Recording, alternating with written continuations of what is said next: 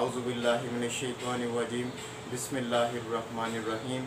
Dear 10th class students, science English और Urdu medium दोनों के लिए है।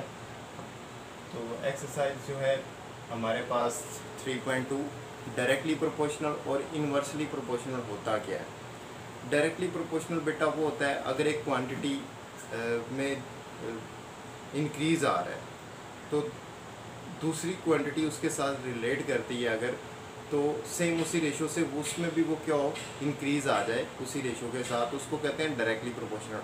अगर तो डिक्रीज़ आ रहा है इस तो दूसरी वैल्यू में भी क्या होगा डिक्रीज़ आ जाए, तो उसको हम लोग क्या कहेंगे, ये भी डायरेक्टली प्रोपोर्शनल है। भाई समझ में आ गई बात। मतलब नंबर ऑफ़ स्टूडेंट्स अगर एक क्लास में बैठते चले जाएंगे,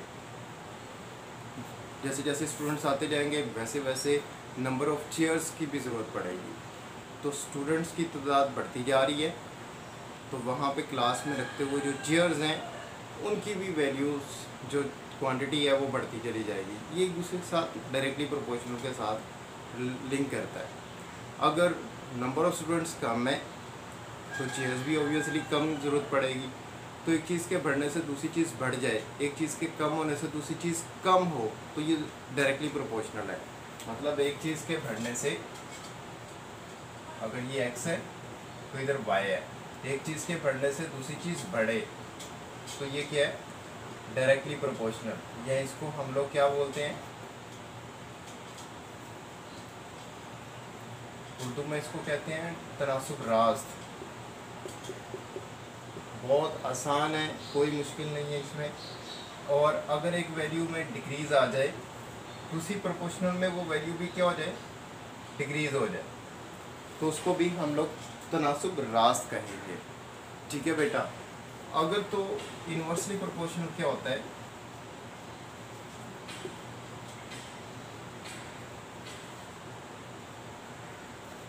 अगर वैल्यू में डिक्रीज़ आ जाए तो दूसरी वैल्यू में उसी रेशो के साथ कोई वैल्यू इंक्रीज़ कर जाए, तो उसको कहते हैं इनवर्सली प्रोपोर्शनल या माकूस तनासुब भी बोलते हैं इसको, माकूस तनासुब। और अगर इस वैल्यू में इंक्रीज़ आ जाए तो उसी रेशो से वो वैल्यू क्या हो जाए बेटा डिक्रीज़ हो जाए, तो उसको भी हम लोग इनवर्सली प्रोपोर्शनल बोलेंगे या माकूस तनासुब कहेंगे। तो यहाँ पे ये कह रहा है we varies directly as x. Varies का मतलब होता है बेटा कि ये चेंज हो रही है वैल्यू किसके साथ, डायरेक्टली प्रोपोर्शनल के साथ, मतलब तनासुब रास्त है। अब तनासुब रास्त का साइन हम लोग, ये वेरीज का साइन होता है, वेरीज के साइन को हम लोग यूं शो करते हैं। डायरेक्टली का मतलब अगर डायरेक्टली है मतलब तनासुब रास्त है तो बेटा बिल्कुल इसके बिल्कुल सीधे में रखेंगे। अगर यहाँ पे वेरीज इनवर्सली होता तो उसको हम लोग क्या लिखते, अगर इसकी जगह पे इनवर्सली आ जाता तो इसको हम लोग y, ये वेरीज का साइन ऐसे ही वेरीज इनवर्सली, तो इसको 1 के नीचे लिखते। इनवर्स नीचे आता है और डायरेक्ट हम लोग सामने लिखेंगे बिल्कुल। ठीक है। तो क्वेश्चन क्या है हमारे पास, y varies directly as x, और अगर y की वैल्यू इतनी हो और x की वैल्यू इतनी हो तो फाइंड करें y in terms of x, यानी कि इसकी दोनों की इक्वेशन बनाएं, y और x की मसावात कैसे बनती है। तो पहले देखेंगे, ये तो हम लोगों ने कर लिया, इसको y वेरीज डायरेक्टली एज इस तरह लिखा। और फिर हम लोग अगर इसकी बात करें फर्स्ट पार्ट की, तो कहता है इसकी टर्म्स बनाएं, मतलब मसावात बनाएं। इस वेरीज के साइन को क्या करेंगे, ख़त्म करेंगे। इसकी जगह पे लगेगा इक्वल और साथ में लगेगा k और x as it is. Varies के साइन को ख़त्म करने के लिए इक्वल का साइन लगता है और साथ में कांस्टेंट आता है। तो बेटा कांस्टेंट यहाँ पे k और यहाँ पे x एज इट इज़। तो ये हम लोग पोर्शन कर चुके हैं।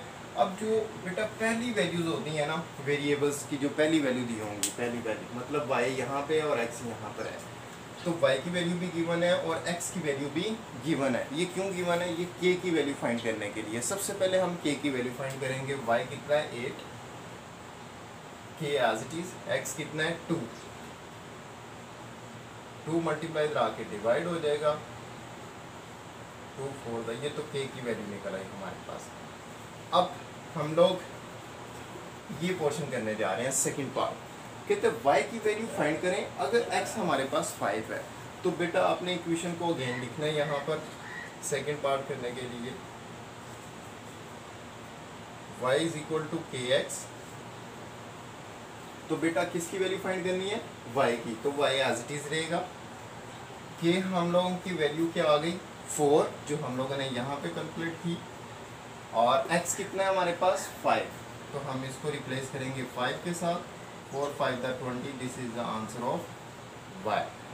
ठीक, सेम एज इट इज यहाँ पे थर्ड पार्ट है। थर्ड पार्ट के लिए हम लोग क्या करेंगे बेटा, सेम इस इक्वेशन को अगेन लिखेंगे, y इज इक्वल टू के एक्स। हमने x की वैल्यू फाइंड करनी है, तो बेटा क्या करेंगे, x अपनी ही जगह पर रहेगा, y 28 हो जाएगा। के हमारे पास कितना है, के यहाँ से 4 और x as it is 4 multiply इधर क्या हो जाएगा डिवाइड, तो 4 7 था 28, दिस इज द आंसर। ठीक है बेटा, इसका आप लोगों के लिए गिफ्ट है, क्वेश्चन नंबर 2 आप लोगों के लिए गिफ्ट है, और क्वेश्चन नंबर 3 मैं करवा देता हूँ इसमें। देखें,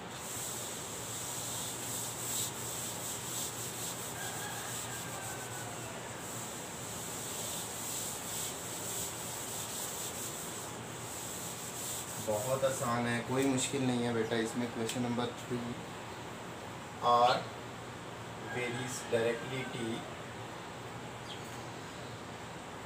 are is equal to 5, T is equal to 8, find the equation connecting R and T, यानी कि इसमें इक्वेशन फाइंड करनी है, आल्सो फाइंड आर, आर की वैल्यू फाइंड करनी है हम लोगों ने, एंड टी हमारे पास है 64।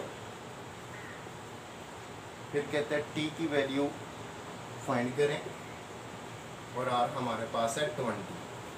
तो बेटा देखें, इस तरीके से आप लोगों ने डाटा लिखना है। ये था, हम लोगों ने डाटा लिख लिया, वो इन्होंने स्टेटमेंट में दिया हुआ है, तो वो सिंपल सा है। इस तरह से आप लिखोगे तो बहुत इजी है इसको सॉल्व करना। सबसे पहले हम लोग क्या करेंगे, इसको ख़त्म करके इक्वल और साथ में के का साइन और टी लग जाएगा।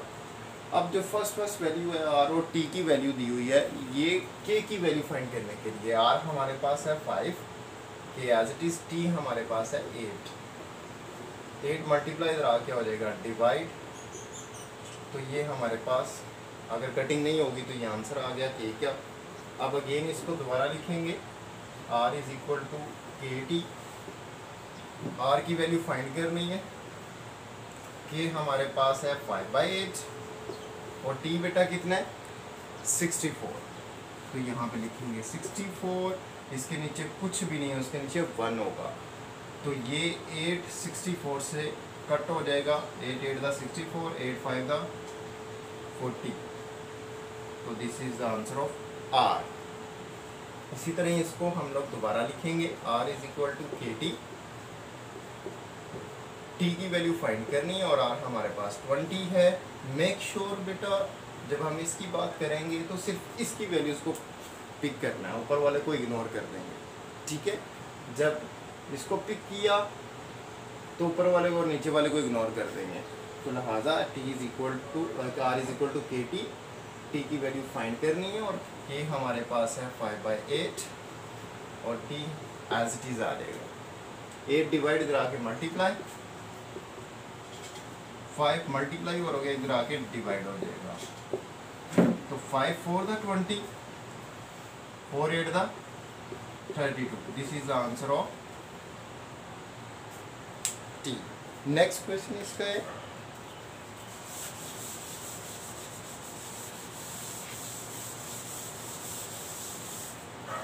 नेक्स्ट क्वेश्चन इसका है हमारे पास क्वेश्चन नंबर 4 आप लोगों के लिए गिफ्ट है जी।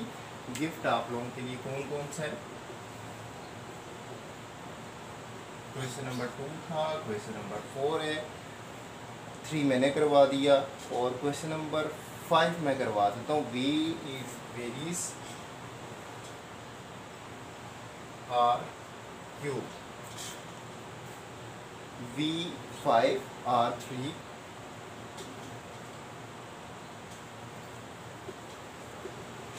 V3 R5 है, सॉरी V5 R3 है,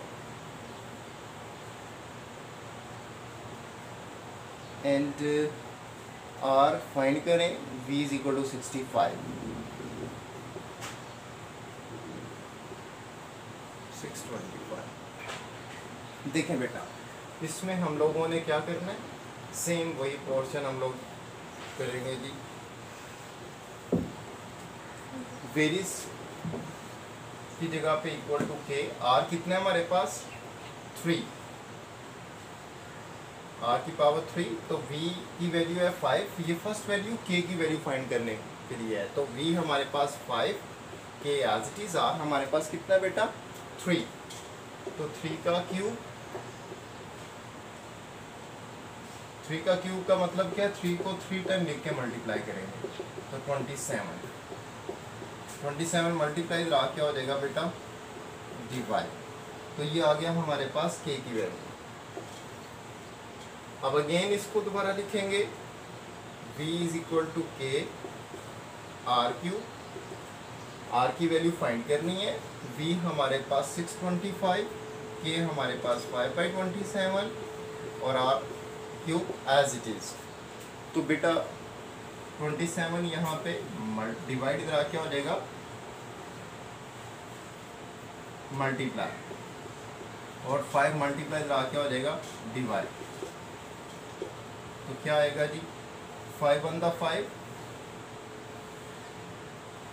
1 कैरी 5 to the 10 और 5 5 the 25, 2 कैरी चला जाएगा, तो 1 to 5 into 27 is equal to R cube.